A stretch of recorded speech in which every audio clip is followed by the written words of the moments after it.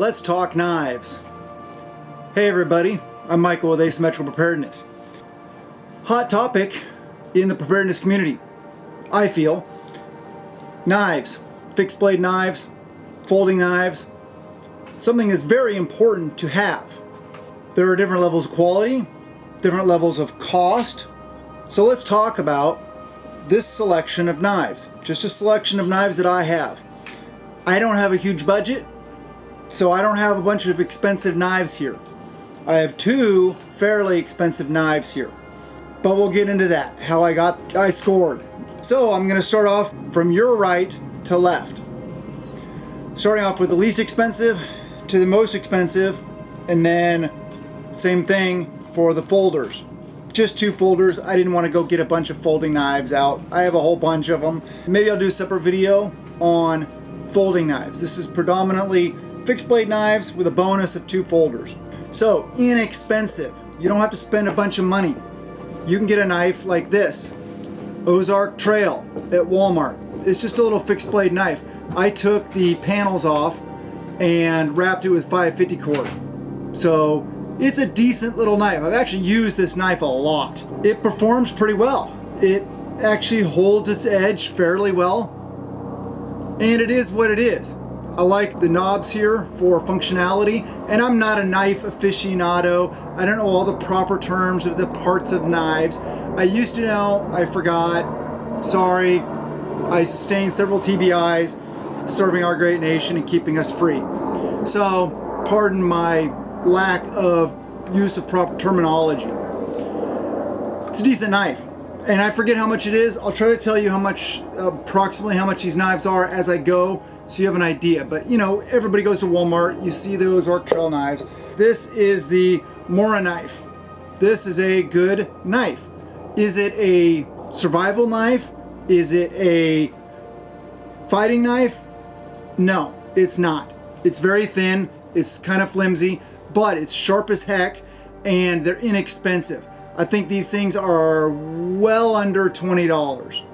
I think this was like $12 or something like that. I don't know. It's a really good quality knife.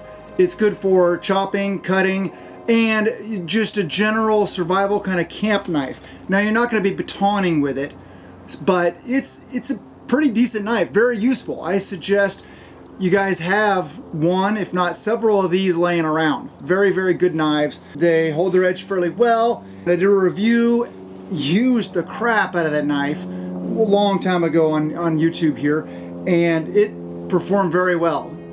So that is what it is. This knife right here is a, pardon my pronunciation, a Kukum style knife. I don't even know the manufacturer. It was a cheap Amazon knife. I don't know if you'll be able to see on the grip panels and the knife, there's gaps. I couldn't fix it. It performs fairly well. It's actually held its edge fairly well, and it is a decent knife. It's nice and thick and heavy for batoning. You could use it as a fighting knife. It is what it is. It's a very inexpensive knife. I think it was around $20 to $30 range. I'm not sure exactly. So moving on. This is the Gerber Prodigy. It's a decent all-around knife. I don't really prefer serrations on knives, but it is what it is. It's made by Gerber in Portland, Oregon. It is full tang. All these knives are full tang because I don't have knives that aren't full tang. The Gerber Prodigy is around $40-ish, I think. It's a decent knife. You could use it as a fighting knife. Well, you can use any knife as a fighting knife. I mean, people use shivs in prison, right? It's thick enough to baton. You could probably baton with this. Actually, I think I have batoned with it. I forget. I've used this knife a lot. It's a decent knife. Then moving up in the Gerber line is the Gerber Strong Arm. I feel it is a much better knife. The grip is better. I like the handle better. The balance a little bit better. The fact that it doesn't have serrations. It's the same, yeah, it's the same thickness, so you could use it for batoning and stuff like that. This is a fairly new knife, so it doesn't show many signs of wear. I haven't used it too much, but it's a decent knife. And I forget, I think these are around $60 or $70-ish. Good knife though, really good knife. All right, this is one of my favorite knives. This is the SRK by Cold Steel. You can see it there. This is the primary fighting knife on my plate carrier. Why is this my primary fighting knife versus something like this or something like this? Well, let me tell you. Look at how thick the blades are from front to back. The thickness there. The width of the knife, I guess. From here to here.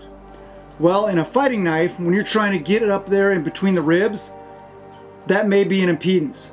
It may not be, but it may not be the best. This will slip right up in there. It's long enough. It is very sharp, very good knife. It's thick enough. You can use it for batoning.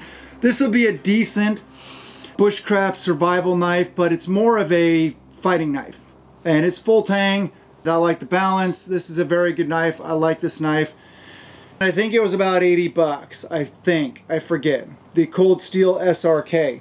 Good knife. Alright, moving on to the SC6 fixed blade. This is a really good bushcraft survival slash fighting knife. It is thick enough. It's actually, the Cold Steel is thicker than the SC6, but the grip is really nice. It's a really nice knife. I like a lot of features that it has. It's good for batoning.